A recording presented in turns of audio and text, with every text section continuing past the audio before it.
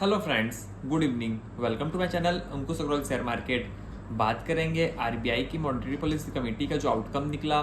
तो आउटकम बहुत ही शानदार निकला, बहुत ही अच्छा निकला और हायर देन एक्सपेक्टेड निकला।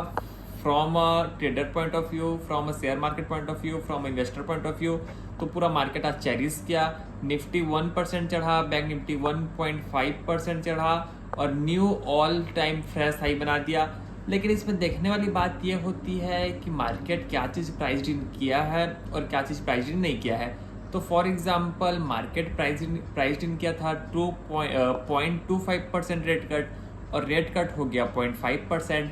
और यहाँ तक तो ठीक था क्योंकि कई सारे एनालिस्ट का मानना था कि 0.5% भी रेट कट हो सकता है। लेकिन बूस्ट मिला शेयर मार्केट को सीआरआर कट से, जो कि 1% कट के हो गया 3%। तो इससे क्या होगा कि जो बैंक के पास लिक्विडिटी बढ़ेगी, जो लोग का 1% और जो इन लिक्विड पैसा रहता है वो 1% अब कम इलिक्विड रहेगा। मतलब 3% ही बैंक को मेंटेन करना पड़ेगा आरबीआई के साथ पैसा। तो इससे फ़ायदा ये होगा कि जो बैंक है उन लोग ज़्यादा बिजनेस कर सकते हैं।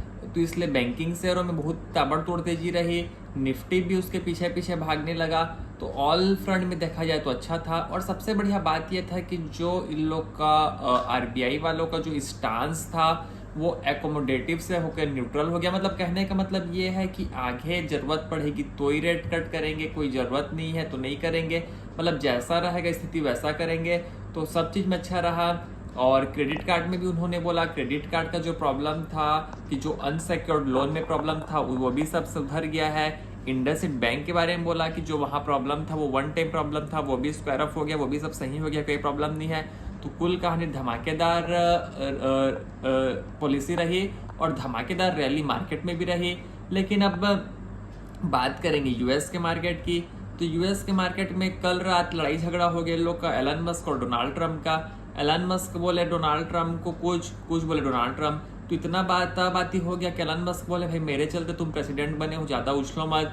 डोनाल्ड ट्रंप बोले कि जितना भी गवर्नमेंट सब्सिडीज है तुम्हारा कंपनी का, टेस्ला का, ये का, सब मैं बैन कर दूंगा। फिर यहाँ से एलन मस्क बोले कि बैन करके दिखाओ, अगर कर दोगे तो स्पेसएक्स से मैं ये कर दूंगा। तो बहुत ज़्यादा रात भर का इन लोग का लड़ाई झगड़ा चला। उसके बाद सबसे देखने वाली बात यह था कि जो बिल एक्मैन था, बिल एक्मैन ट्वीट किया कि भाई लड़ाई झगड़ा को शांत करो, फ़ोन में बातचीत कर लो। लेकिन देखने वाली बात ये होती है कि जो बिल एक्मैन है, bill Ackman is an American businessman. वो अमेरिका में एक हैज फंड मैनेजर है। तो वहाँ पर फंड मैनेज करता है, हैज फंड है। तो उसमें देखने वाली बात ये होता है कि जो बिल एक्मैन है वो भी एक रेपुटेटेड पर्सन है। तो वो भी कुछ बोलता है, मतलब वहाँ पर मायने रखता है। और सबसे बड़ी बात ये होती है कि पैसा वालों की बात पैसे वाले मानते हैं। अगर किसी के पास पैसा नहीं हो, अगर पैसा वाले को ज्ञान देगा तो ज्ञान नहीं लेगा, क्यों ज्ञान सही क्यों ना हो। तो बिल एक्मैन भी बहुत पैसा वाला है, डोनाल्ड ट्रंप भी पैसे वाले हैं और एलन मस्क तो है ही पैसा वाले। तो बिल एक्मैन सलाह दिए है कि भाई तुम लोग आपस में बातचीत कर लो, बातचीत करके कुछ इसका तोड़ निकालो, लड़ाई झगड़ा मत करो। लेकिन इसमें फिर एक कहानी निकल के आया कि डोनाल्ड ट्रंप बोले कि मैं इस इंसान के साथ बातचीत नहीं करूंगा, एलन मस्क मेरे लायक नहीं है कि मैं इससे बातचीत करूं। तो और गर्माहट बढ़ेगी। आज रात देखना पड़ेगा कि लोग आज क्या फिर ट्वीट में चलता है। लेकिन मेरे को लगता है कि लड़ाई झगड़े लोग का शांत हो जाएगा, कुछ ज़्यादा होगा नहीं। लेकिन ये सबसे ये हुआ कि 14%